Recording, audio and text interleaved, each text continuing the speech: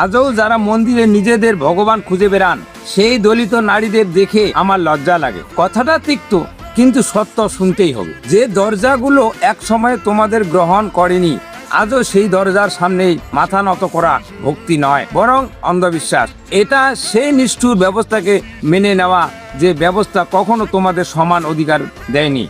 এই শৃঙ্খল ভেঙে দিয়ে ডক্টর ভীমরাও আম্বেদকর বলেছিলেন, শিক্ষিত হও, সংগঠিত হও, কারণ প্রকৃত শক্তি পূজায় নয়, শিক্ষায়।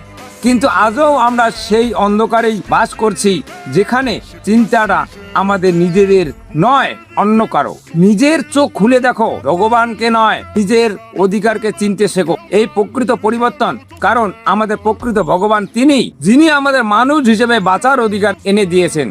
আপনিও যদি এই কথার সঙ্গে একমত হন, তাহলে এই রিলটি অবশ্যই শেয়ার করুন, কারণ সচেতনতাই আমাদের ভিড়ের মধ্যে থেকেও সত্যের পক্ষে দাঁড়ানোর সাহস দেয়। Thank you. আজকের ভিডিও এখানে শেষ করছি।